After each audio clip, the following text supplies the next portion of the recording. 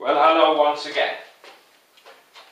This is me, Leonard Wells, broadcasting as usual from HASLINGDEN, due north of Manchester in the UK, on Monday the 31st of October 2011. This is part 37 in my series, The United States of Europe. And on this occasion I'm standing, and I'll explain why in a moment. The reason is that today we're going to look at Iceland, which is right at the top of the map. And if I'm seated, you can't see me because the camera won't get me in and Iceland. Now, we've gone through the 27 countries which currently comprise the EU, and now we're going through a hodgepodge of different countries that I'd like to see join and have expressed interest in joining, and Iceland is one of them. Now, it's a tiny, small country, but it's as big as Hungary, which I hope you can still see, but it has about a 30th of the population of Hungary. Only 300,000 people live in Iceland, and a very wealthy country, at least until recently, because most of its power comes from what's called geothermal. Iceland is astride the mid-Atlantic ridge, which is where two continental plates meet, and also where all kinds of volcanic activity take place. And so there are many volcanoes in Iceland which are still active. And recently, you will recall, one of them threw a lot of ash in the air, which caused a lot of problems for our travelling public.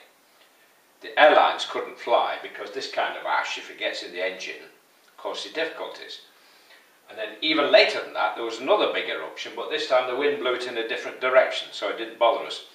But this is likely to happen from time to time. Back in the 60s, a new island appeared out of the sea, and it's now being explored by scientists and things. Being situated where it is, for a long time it was unoccupied. Then, about 8th, 7th, 8th and 9th centuries, started to get visitors, Vikings from the north, from Norway, and probably, perhaps even from Sweden. Can't be exactly sure. But they've been able to test DNA, and they've got records that, first of all, Vikings arrived and brought with them slaves, Gaelic slaves, from Ireland, mostly women. So they took women from Ireland and made settlements up in Iceland. This went on for quite a long time and quite successful, because you've got to be tough to live on a country like Iceland, and these Vikings were tough.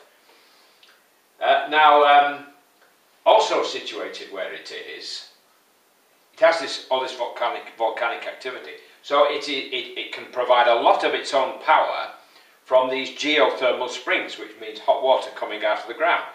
So to heat their houses, they use water which is already heated by nature, so they don't have to burn fuel or spend money paying for expensive heating like we do. Then they have lots of hydroelectric power, and some little bit produced by oil, but mostly hydroelectric and geothermal. So they're very lucky up in Iceland from that point of view. Equally where it's situated, surrounded by the sea, like that being an island like we are, it has access to fish, plenty of fish, and largely, according to my notes, their main exports are fish and fish products, which is not surprising. But in the 60s, and to some extent in the 70s, we had problems with that, because they objected to our fishing boats coming too close, because they started to extend outwards what they called their own fishing rights. You see, the point at which it became open sea. In other words, so many kilometres surrounding Iceland was designated their own territory, and they objected to our fishing boats. And I remember as a boy going to the cinema and being rather bored, seeing our fishing boats being, won't say attacked, but Icelandic little gunboats trying to fend off our fishing boats, push them aside. So silly things like that, you know, but this is what happens when people disagree about things, instead of sitting down and sorting it out. Now, they're so into fishing that they don't agree like everybody else, like the Norwegians, about whaling, because they believe whales are just ordinary fish, like every other kind of fish. Well, to some extent, they're right, really.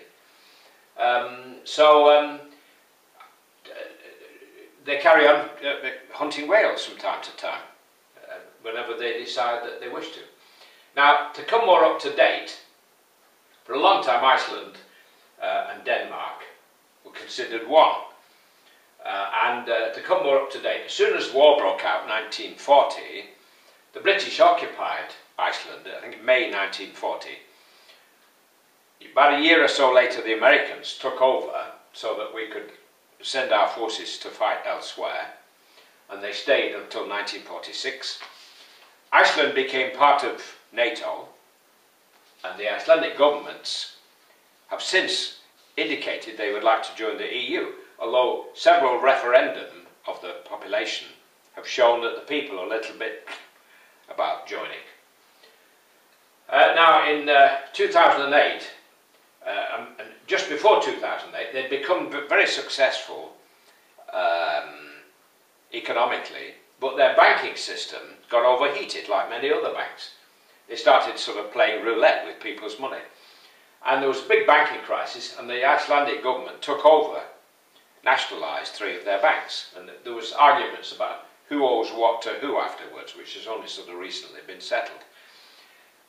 It's also famous, Iceland, because currently it's it's the only country in the world that has an openly gay prime minister, a lady, a woman.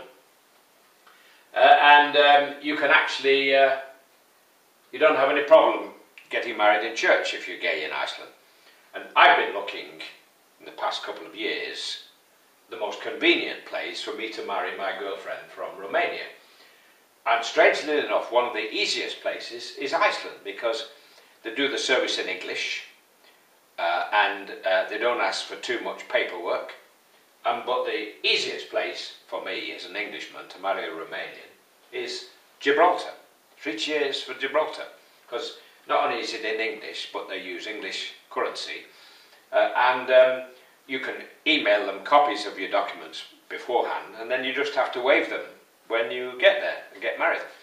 And it's easier than any other place. Second easiest is Iceland.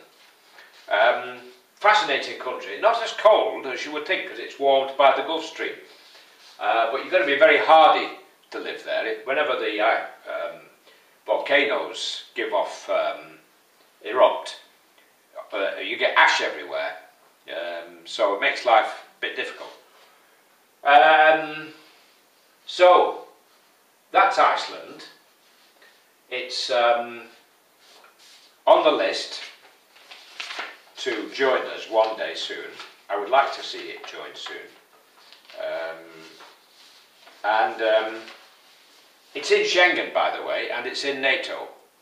But Euro and the EU, it's not as of yet, but it will come one day, I believe. Now, after Iceland, we will look at Kosovo, and that name rings a bell with many people. So I'm going to say God bless, while it's still legal in the UK to say God bless. Cheerio, and bye for now.